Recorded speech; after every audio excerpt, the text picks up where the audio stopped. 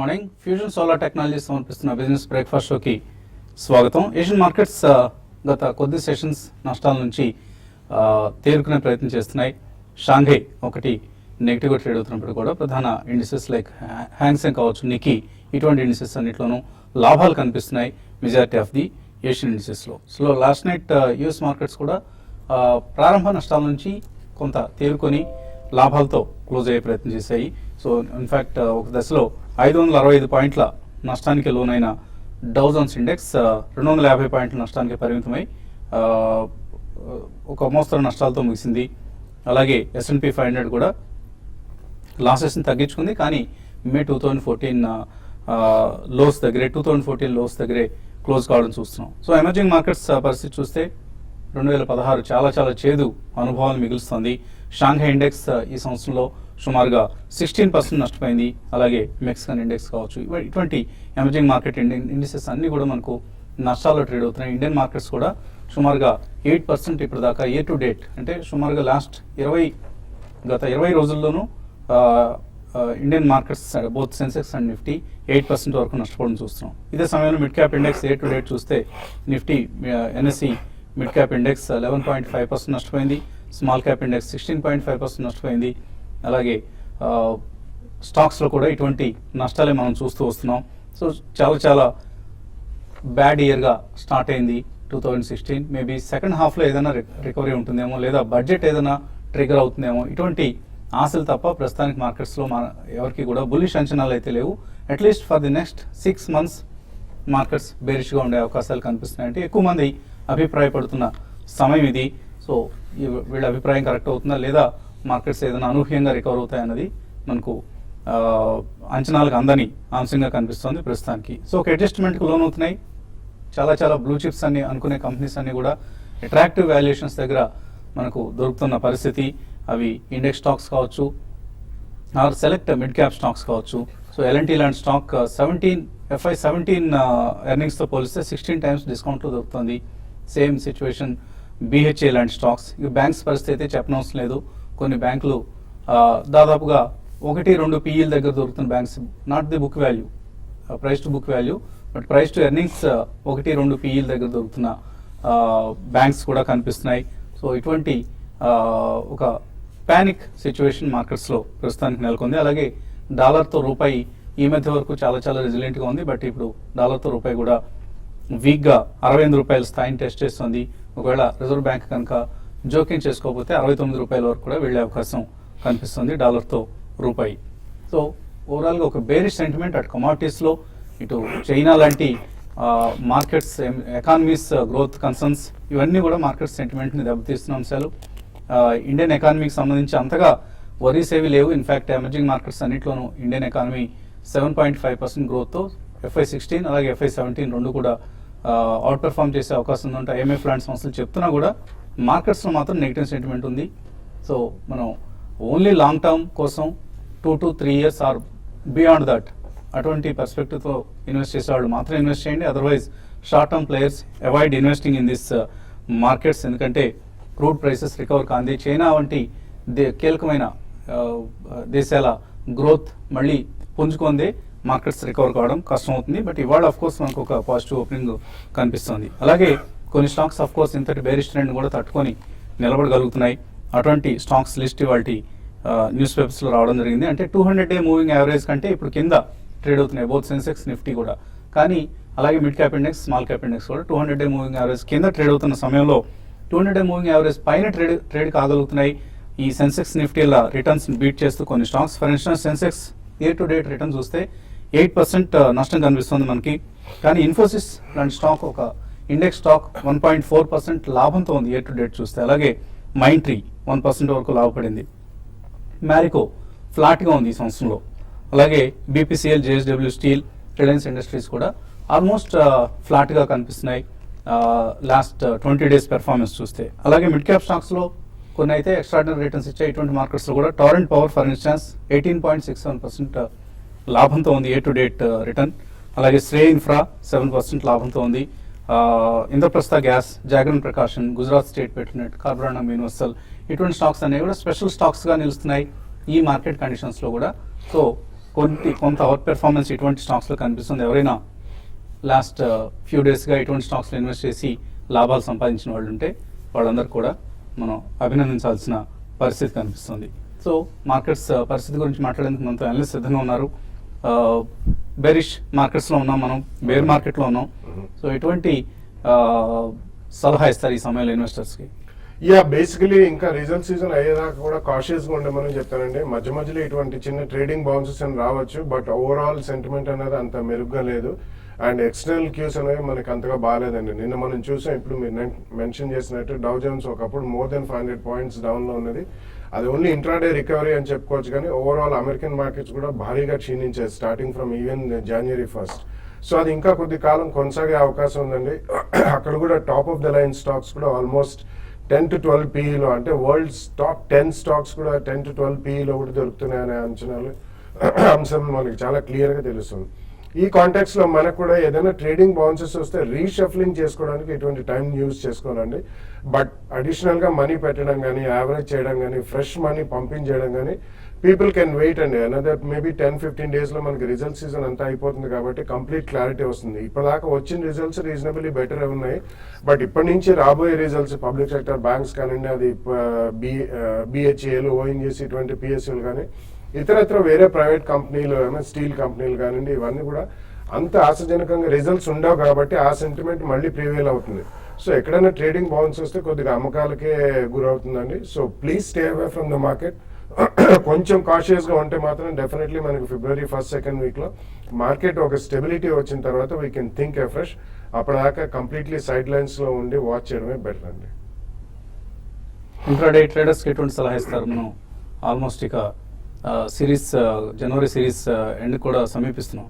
అవునండి, next week కూడా మనకి ఒక రోజు హాలిడే ఉంది కాబట్టి మనకి F&O క్లోజింగ్ అనేది చాలా దగ్గరగా వచ్చింది. కాబట్టి ఈ సిరీస్ మొత్తం కానీ చూస్తే రైట్ ఫ్రమ్ ద బిగినింగ్ చూస్తే కంటిన్యూగా వన్ సైడ్ అనమాట డౌన్ ట్రెండే ఉంది. మధ్యలో కనీసం ఒక షార్ట్ కవరింగ్, మామూలుగా ఎటువంటి ప్యానిక్ సిచ్యువేషన్, ఎటువంటి డౌన్ ట్రెండ్ ఉన్నప్పుడు ఎటువంటి బేరిష్ మార్కెట్లో కూడా ఒక బౌన్స్ బ్యాక్ అనేది ఉంటుంది. అయితే ఈసారి అది లేకుండా వన్ సైడ్ డౌన్ ట్రెండ్ ఉంది. ఎక్కువ ఆప్షన్స్ వైపు మనం చూస్తే F&Oలో డేటా కానీ చూస్తే ఎక్కువ FIs కానీ ఈవెన్ కొంచెం హై నెట్వర్క్ ట్రేడర్స్ కూడా ఎక్కువ ఆప్షన్స్ మీ వైపే పుట్ ఆప్షన్స్ మరి ముఖ్యంగా తీసుకోవడం జరిగింది. అయితే అవన్నీ కూడా కవరింగ్ అనేది, ప్రాఫిట్ బుకింగ్ అనేది నెక్స్ట్ ఒక 2-3 రోజుల్లో రావచ్చు. ప్లస్ దానికి అనుగుణంగా కొంచెం ఈరోజు గ్లోబల్ మార్కెట్స్ పాజిటివ్గా ఉన్నాయి కాబట్టి ఈ రోజు వరకు మార్కెట్స్ బాగానే ఉండే అవకాశం ఉంది. 1-2 రోజులు ఒక చిన్న ర్యాలీ అనేది రావచ్చు కాబట్టి ర్యాలీలో పార్టిసిపేట్ చేయమంటాను, అంటే లాంగ్ పొజిషన్ తీసుకోమంటాను. అందులో భాగంగా ఈ రీసెంట్గా మంచి రిజల్ట్ అనౌన్స్ చేసిన కంపెనీస్ని సెలెక్ట్ చేసుకోమంటాను. ఏషియన్ పెయింట్స్ ఒకటి కరెంట్ లెవెల్స్ నుంచి కొంచెం లెవెల్స్ నుంచి పెరగడానికి అవకాశం ఉంది. అది ఇంటర్డే కోసం బై చేసుకోవచ్చు. ఈవెన్ పొజిషనల్ ట్రేడర్స్ కూడా ఓన్లీ 1 or 2 days కోసం మాత్రమే. తర్వాత L&T ఒకటి ఇంతకుముందు అనుకున్నాం, ఇది 1800 నుంచి కంటిన్యూగా నాన్ స్టాప్గా పడుతూ వచ్చింది. ప్లస్ వాల్యుయేషన్లో హిస్టారిక్ లో వాల్యుయేషన్స్, లో PE దగ్గర కోట్ అవుతుంది. దీన్ని ఈవెన్ ఇన్వెస్ట్మెంట్ కోసం ఈవెన్ ట్రేడర్స్ కూడా దీన్ని కూడా బై చేసుకోవచ్చు. ఇది కూడా 1 or 2 days కోసం ప్లస్ ఇంటర్డే కోసం బై చేయమంటాను. తర్వాత ICICI bank even last 2 to 3 daysలో మార్కెట్లో ప్యానిక్ సిచ్యువేషన్ ఉన్నా కూడా 220 లెవెల్స్ని చాలా స్ట్రాంగ్ హోల్డ్ చేస్తుంది. ఇది కూడా ఒక టెక్నికల్ బౌన్స్ బ్యాక్ రావచ్చు, దాన్ని కూడా బై చేసుకోవచ్చు. Even Tata steel commodity stocks విషయానికి వస్తే టాటా స్టీల్ ఈ ప్యానిక్ సిచ్యువేషన్లో ఇంతకుముందు లోకల్ ఏమాత్రం దాన్ని బ్రేక్ కాకుండా దానిపైన సస్టైన్ కాగలుగుతుంది కాబట్టి ఇది కూడా పొజిషన్ ట్రేడర్స్ బై చేయొచ్చు. బట్ ఓవరాల్గా మార్కెట్స్ నెక్స్ట్ వచ్చే కొద్ది రోజుల్లో క్రూడ్ ఆయిల్ మీదే ఆధారపడి మార్కెట్స్ పైన ఉంటుంది కాబట్టి చూడండి, ఒక క్రూడ్ ఆయిల్ గ్రాఫ్ను కూడా అబ్జర్వ్ చేయండి. కరెంట్ లెవెల్స్ నుంచి క్రూడ్ ఆయిల్ కానీ పెరిగిందంటే మాత్రం డెఫినెట్గా గ్లోబల్ మార్కెట్స్లో ఒక ర్యాలీ రావచ్చు. ఇప్పుడు ఇమీడియట్గా అయితే నిఫ్టీకి 7400 దగ్గర రెసిస్టెన్స్ ఉంటుంది. 7420 కానీ దానిపైన కానీ సస్టైన్ కాగలిగితే షార్ట్ టర్మ్ డౌన్ ట్రెండ్ ఆగిపోయినట్టు చెప్పొచ్చు.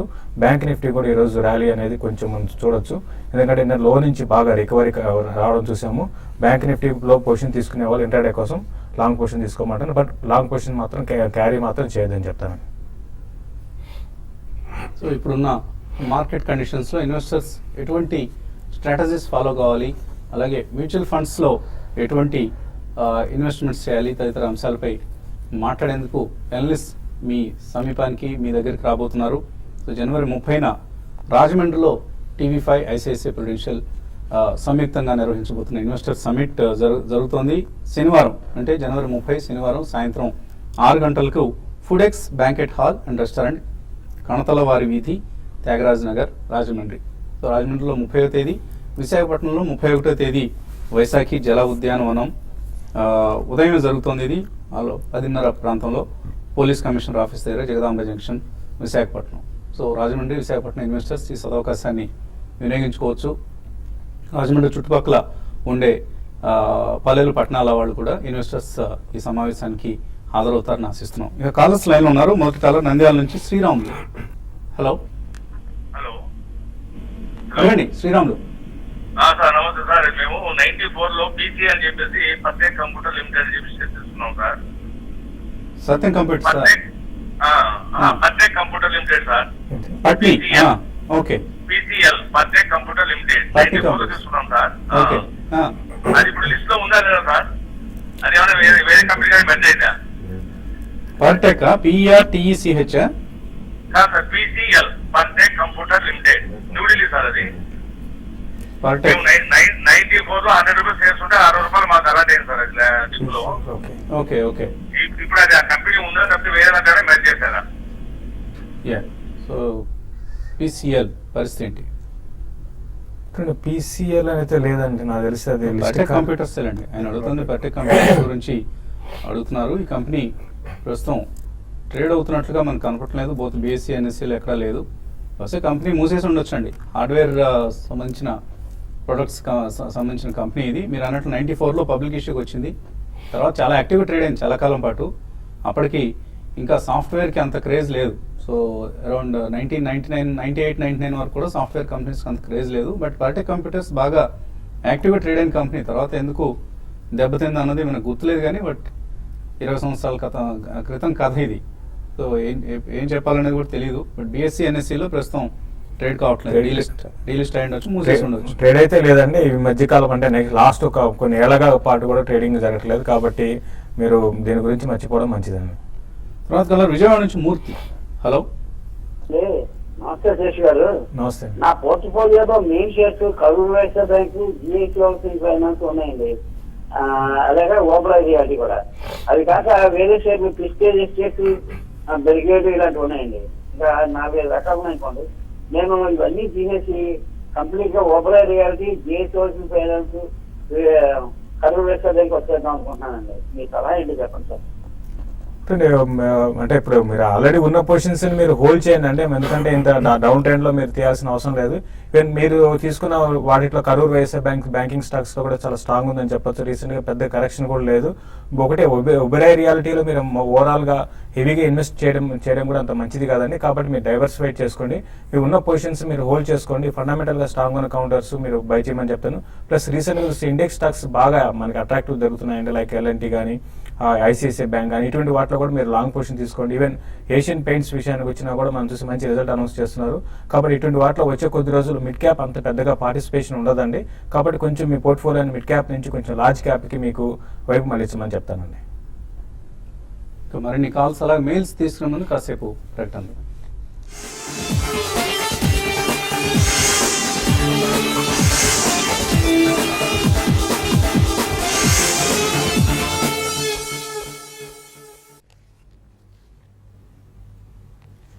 ఫ్యూషన్ సోలార్ టెక్నాలజీ సమర్పిస్తున్న బిజినెస్ బ్రేక్ఫాస్ట్ షోకి తిరిగి స్వాగతం. తర్వాత కలర్ లైన్ లో ఉన్నారు వెంకట్, బెంగళూరు నుంచి. హలో గుడ్ మార్నింగ్ వస్తుంది సార్. మార్నింగ్ అండి. సార్ మీరు కాల్స్ మరీ చాలా తక్కువ తీసుకుంటున్నారండి. మేము ఇప్పటికి 60 టైమ్స్ ట్రయల్ చేశాము. ఓకే, సారీ ఫర్ దట్ అండి. ఎందుకంటే మనకు ఉండేది పరిమితమైన సమయం. ఇందులో మళ్ళీ కొద్దిగా అడ్వర్టైజ్మెంట్స్ కేటాయించాలి. ఇవన్నీ కూడా మనం తీర్చలేని సమస్య అవుతుంది. బట్ సాధ్యమైనంత వరకు ఎక్కువ కాల్స్, ఎక్కువ మెయిల్స్ చదివే ప్రయత్నం చేస్తూ ఉంటాం. ఫాస్ట్గా చదవడం ద్వారా, ఫాస్ట్గా కాల్స్ని కట్ చేయడం ద్వారా. చెప్పండి మీ సమస్య చెప్పండి వెంకట్ గారు. బాలా గారు చెప్తున్నారు క్వాలిటీ స్టాక్స్ ఇన్వెస్ట్ చేయమని. క్వాలిటీ స్టాక్స్ అంటే ఏం సజెస్ట్ చేస్తారు వాళ్ళు? జనవరి 1 ఇచ్చిన స్టాక్సా లేకపోతే నిఫ్టీ 50లో ఉన్న స్టాక్సా? మనకు సజెస్ట్ చేసే స్టాక్స్ అన్ని కూడా, రికమెండ్ చేసేవన్నీ కూడా మంచి స్టాక్స్, క్వాలిటీ స్టాక్స్ రికమెండ్ చేస్తాం. డెఫినెట్లీ అది ఒక్కొక్కళ్ళ రిస్క్ ప్రొఫైల్ ని బట్టి ఉంటుందండి. నిఫ్టీ 50లో ఉన్నవన్నీ కూడా క్వాలిటీ స్టాక్స్ అని చెప్పిన క్వాలిటీ కంపెనీస్ ఉంటాయి. But a good company need not be a good investment. So అలా మనకి ఆల్మోస్ట్ 2 to 3 టైమ్స్ మినిమం మనం ఇయర్ లో రికమెండ్ చేస్తుంటాం. కాబట్టి even mid and small cap stocks లో కూడా నెక్స్ట్ 5-10 ఇయర్స్ మంచి గ్రోత్ విజిబిలిటీ ఉన్న కంపెనీలు, సస్టైనబిలిటీ, స్కేలబిలిటీ ఇవన్నీ ఉన్నాయి. కొద్దిగా స్టడీ చేసి చెప్తుంటాం అండి. కాబట్టి మనకి ఎప్పటికప్పుడు క్వాలిటీ స్టాక్స్ దొరుకుతాయి. మంచి బ్రాండ్ నేమ్స్ ఉన్నవి, some of the best companies నిఫ్టీలో ఉంటాయి, BSEలో కూడా ఉంటాయి. So quality means a good company with good balance sheet and good management. That's the basic thing అని మీరు అర్థం చేసుకుంటే చాలా. తర్వాత కాలర్ లైన్ ఉన్నారు, వరంగల్ నుంచి ప్రసాద్. హలో. హలో సార్, ఈ ఎల్ఐసి హౌసింగ్ తర్వాత జిఐసి హౌసింగ్ ఈ రెండు ప్రెజెంట్ లో తీసుకోవచ్చు? రెండు కొనుక్కోవచ్చా? ఎంతకాలం హోల్డ్ చేస్తారు ఇవి? 1 year అండి. రెండు కూడా అయితే మిగతా అదర్ సెక్టర్తో కంపేర్ చేసుకుంటే హౌసింగ్ ఫైనాన్స్ కంపెనీస్ అంతా పెద్దగా కరెక్ట్ కాలేదండి. ప్లస్ ఒక రేంజ్లోనే కొనసాగుతున్నాయి when both LIC and JAC housing finance. Plus మీరు 2 years అంటున్నారు కాబట్టి డెఫినెట్గా మీరు కరెంట్ లెవెల్స్లో మీరు బై చేసుకోవచ్చు. అయితే ఇమీడియట్గా ట్రెండ్ అనేది అప్ ట్రెండ్ లేకపోయినా కూడా 2 to 3 years పర్స్పెక్టివ్తో డెఫినెట్గా మీరు రెండింటిని కూడా బై చేసుకోండి. ఓకే అండి. ఈమెయిల్ సందేహాలు కూడా అందే మనకి. ఈమెయిల్ సందేహాలు ధరణి విజయవాడ నుంచి అడుగుతున్నారు, శ్రీకాళహస్తి పైప్స్ ఈ షేర్లు కొనుక్కుందాం అనుకుంటున్నారు, ఇది మంచి సమయాన్ని కొనుక్కోవచ్చా? శ్రీకాళహస్తి పైప్స్ రీసెంట్గా 81 రూపీస్ నుంచి దగ్గరగా మనకి 350 దాకా చూసామండి. రిజల్ట్ మెయిన్ కారణం రిజల్ట్లో చాలా ఇంప్రూవ్మెంట్ ఉంది, ఫండమెంటల్స్ ఇంప్రూవ్ అయ్యాయి. అయితే ఇమీడియట్గా అయితే ఇంకా డౌన్ ట్రెండ్ అనేది కొనసాగొచ్చండి. మిడ్ క్యాప్లో ఇప్పుడే బయింగ్ రాదు కాబట్టి మీరు కొంచెం వెయిట్ చేయండి. ఇంకా ఫర్దర్గా కరెక్షన్ వచ్చి 220 ఆ లెవెల్ కానీ పైన సస్టైన్ అయితేనే బై చేయండి. ఒకవేళ 220 కానీ బ్రేక్ అయిందంటే ఈవెన్ 120 లెవెల్స్ కూడా రావచ్చండి. తర్వాత కాలర్ తర్వాత మెయిల్ అరవింద్ అన్న పేరుతో వచ్చింది. JSW energy, Eicher motors, Mirc electronics and GAIL short term కోసం కొన్నారు, హోల్డ్ చేయొచ్చేవి? అన్ని కూడా షార్ట్ టర్మ్ ట్రెండ్ అయితే అన్ని కూడా వీకే ఉన్నాయి కాబట్టి కొంచెం వెయిట్ చేయండి. బడ్జెట్ ముందు ఒక ర్యాలీ ఎక్స్పెక్ట్ చేయొచ్చు. బడ్జెట్ వరకు మీరు వెయిట్ చేసి మీరు అందులో వీక్ ఉన్న స్టాక్స్ని మీరు ఎగ్జిట్ కమ్మని చెప్తానండి.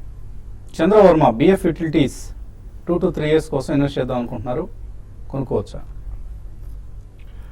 Yeah, it's almost like a single product. Nandi corridor అని వాళ్ళు బెంగళూరు మైసూర్ హైవేలో ప్రాజెక్ట్స్ చేయబడుతున్నాయండి. సో ఒకవేళ మీరు ఏదైనా వేరే ఇన్ఫ్రాస్ట్రక్చర్ కంపెనీల్లో ఆల్రెడీ ఇన్వెస్ట్మెంట్స్ ఉంటే ఇందులో కొద్దిగా చేయండి, బట్ నాట్ నో. ఈ క్వార్టర్ రిజల్ట్స్ అన్ని అయిపోయిన తర్వాత February 1st, 2nd వీక్లో మేబీ ఫస్ట్ ప్రైజ్. ఇప్పటిదాకా రిజల్ట్స్ అయితే ఇంకా కాలేదండి, బట్ వాళ్ళకి కొన్ని క్లియరెన్సెస్ వచ్చాయి సుప్రీంకోర్టు నుంచి కూడా.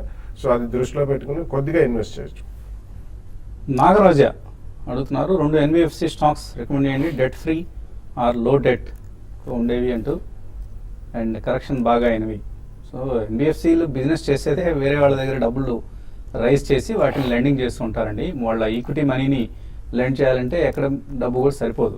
కాబట్టి మీరు అడిగిన క్వశ్చన్లో అర్థం లేదు. సో డెట్ ఫ్రీ కంపెనీస్ అనేవి ఉండవు అసలు ఎన్బిఎఫ్సి స్టాక్స్లో. ఎన్బిఎఫ్సి కంపెనీస్లో వాళ్ళు ఇతరత్ర సోర్సెస్ నుంచి డబ్బు రైజ్ చేసి లెండ్ చేస్తుంటారు. బట్ ఆయన స్పెసిఫిక్గా ఎస్కేఎస్ మైక్రో గురించి అడుగుతున్నారు. యా, రీసెంట్ టైమ్స్ లో అది చాలా స్ట్రాంగ్ పర్ఫార్మెన్స్ చూసామండి. మైక్రో ఫైనాన్స్ సెగ్మెంట్ ఒకటి, వేరేది మీరు అడిగితే ఎన్బిఎఫ్సిస్ లో క్యాపిటల్ అడిక్వసీ రేషియో అంటారండి. అటువంటి వాటిలో maybe capital first, Bajaj finance ఈ రెండు కూడా చాలా strong companies and they are doing reasonable. అలాగే చోళమండలం ఇవన్నీ కూడా they are very decent companies అండి. సో ఈ 2 or 3 కంపెనీస్ లో కొద్దిగా ఇన్వెస్ట్ చేసుకోవచ్చు. హరి అడుగుతున్నారు, నియో కార్ప్ 35 రూపాయల యావరేజ్ కాస్ట్లో కొన్నారు, ఫండమెంటల్ ఎటువంటి కంపెనీ ఇది? నియో కార్ప్ ఫండమెంటల్ గా అంత స్ట్రాంగ్ కంపెనీ అయితే కాదండి. అయితే రీసెంట్ గా బాగా పెరిగి 52 వీక్ లోకి ఉంది. ఇంకా ఫర్దర్ కూడా వీక్ అయ్యే అవకాశం ఉందని ప్యాకింగ్ డివిజన్ లో వీళ్ళు ఉన్నారు. కాబట్టి ఈ స్టాక్ లో ఏంటంటే బెటర్ ఏంటంటే మీరు షార్ట్ టర్మ్ కోసం అయితే ర్యాలీస్ లో ఎగ్జిట్ కానీ. శ్రవణ్ అడుగుతున్నారు, 294 షేర్లు టీసీఐ కొన్నారు ఆయన 294 రూపాయల్లో. అలాగే జేఎంఆర్ ఇన్ఫ్రా 16లో, యూనిటెక్ 7 రూపాయలు కొన్నారు. ఏం చేయాలి ఇవన్నీ? I think TCS you can retain and definitely it's a very TCI. strong play. TCI. Yeah, it's a very strong player and Transport Corporation of India, surface transport and logistics లో వాళ్ళు చాలా strong players. అందులో ఒక division కూడా hive off చేసి separate listing చేద్దాం అనే ప్రక్రియ కూడా చేపట్టారు. It's a strong share. GMR, Unitech లాంటివి definitely trading bounce or even I think even a small up trend లో కూడా మీరు అమ్మేస్తే బెటర్ అండి.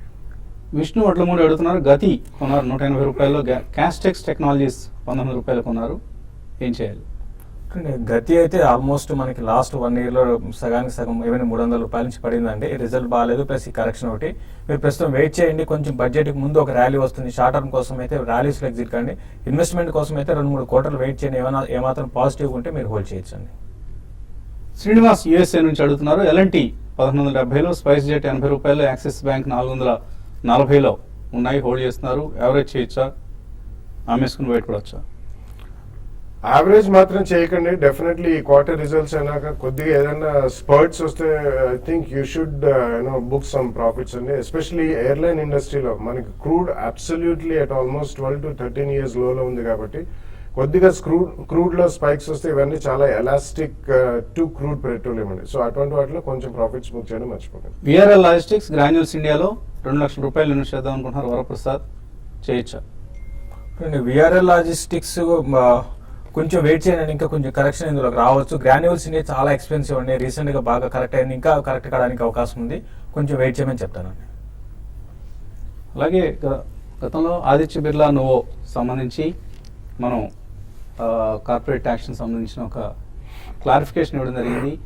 అందులో మనం తప్పుగా అప్పటికప్పుడు చదివి హడావుడిగా ఇచ్చిన ఇన్ఫర్మేషన్ కాబట్టి తప్పు దొరికింది. 100 షేర్లకి 26 షేర్లు ఇస్తున్నారన్నాం, అది 100 షేర్లకి 520 షేర్లు. నేను ఆ మేరకు ఆదిత్య బిర్లా నువ్వు షేర్లలో మనం ప్రైస్లో సర్దుబాటు కూడా మనం చూసాం.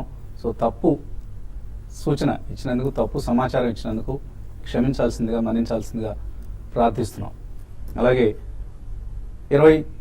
30 శనివారం, అలాగే ఆదివారం, వచ్చే వారం శని ఆదివారాల్లో అంటే జనవరి 30 అలాగే జనవరి 31 ఈ 2 రోజులు కూడా రాజమండ్రి, విశాఖపట్నంలో TV5 ఐసిఐసిఐ ప్రుడెన్షియల్ సంయుక్తంగా నిర్వహిస్తున్న ఇన్వెస్టర్ సమ్మిట్కు హాజరు కావాల్సిందిగా అభ్యర్థిస్తున్నాం. సో ఈ సమ్మిట్లో మార్కెట్స్ ప్రస్తుత పరిస్థితి గురించి విశ్లేషించడంతో పాటు అలాగే మ్యూచువల్ ఫండ్స్ సంబంధించి ఇన్వెస్ట్మెంట్స్లో ఎటువంటి జాగ్రత్తలు తీసుకోవాలి, ఎటువంటి ఫండ్స్ని సెలెక్ట్ చేసుకోవాలి, పోర్ట్ఫోలియోస్ని ఎలా రూపొందించుకోవాలి తదితర అంశాలన్నిటిపై అనలిస్ట్ మీకు మార్గనిర్దేశం చేస్తారు. సో తప్పనిసరిగా ఈ అవకాశాన్ని వినియోగించుకోండి. మధ్యాహ్నం స్మార్ట్ ఇన్వెస్ట్లో మళ్ళీ కలుద్దాం.